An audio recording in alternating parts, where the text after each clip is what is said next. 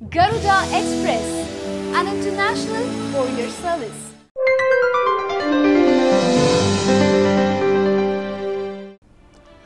అదేంటో చంద్రబాబుకు లోకేష్కి టైం బాగుంటం లేదా అంటే అవునని అనిపిస్తుంది. ఆ మధ్య చిన్నబాబు సోషల్ మీడియాకి బాగా దొరికిపోయారు. ఇప్పుడు చంద్రబాబు అదే బాటలో ఉన్నారా అంటే అవుననే అనిపిస్తుంది. ఎందుకంటే చంద్రబాబు కూడా మరోసారి నెటిజన్లకు చిక్కిపోయారు. సోషల్ మీడియాపై ఎన్ని ఆంక్షలు విధించినా, అరెస్టులు చేయించినా వెనక్కు తగ్గేది లేదన్నట్లుగా ఈసారి నేరుగా బాబునే టార్గెట్ చేసుకుంటున్నారు సోషల్లో యువత. ఇంతకీ విషయం ఏంటంటే, బాహుబలి 2 చిత్రం అద్భుతంగా ఉందని ప్రశంసించిన చంద్రబాబు నాయుడు భారత్ నుండి ఈ సినిమాను ఆస్కార్ అవార్డుకు సిఫార్సు చేసేలా కేంద్రంతో మాట్లాడతా అని చెప్పారు. సరే, ఇంతవరకు బాగుంది.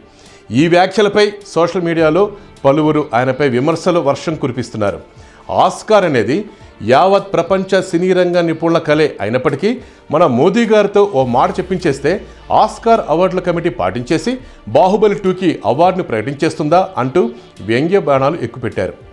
భాజపాతో పొత్తు పెట్టుకొని కేంద్ర ప్రభుత్వంలో కొన్ని అమాత్య పదవులు, అనుయాయులైన వారికి పద్మ పురస్కారాలు రాబట్టుకోగలరు కానీ ఆస్కార్ని సైతం ఇప్పించేయగలరా అని సోషల్ మీడియాలో సెటైర్లు తెగబడుతున్నాయి. కొన్ని దశాబ్దాలుగా తెలుగుదేశం పార్టీ వ్యవస్థాపకుడు, నట సార్వభౌమ శ్రీ నందమూరి తారక రామారావు గారికి భారతరత్న ఇప్పించలేకపోయిన బాబు ఏకంగా ఆస్కార్కే గురిపెట్టడం విడ్డూరమంటూ వైరి వర్గాలు ఆయన టార్గెట్ చేశాయి. సరే, ఏదేమైనా బాహుబలికి ఆస్కార్ అవార్డులు వస్తే అంతకన్నా మించిందేమని చెప్పండి.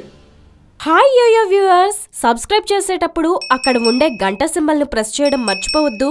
అప్పుడే మీకు ఎనీ టైం అప్డేట్స్ నోటిఫికేషన్స్ వచ్చేస్తాయి.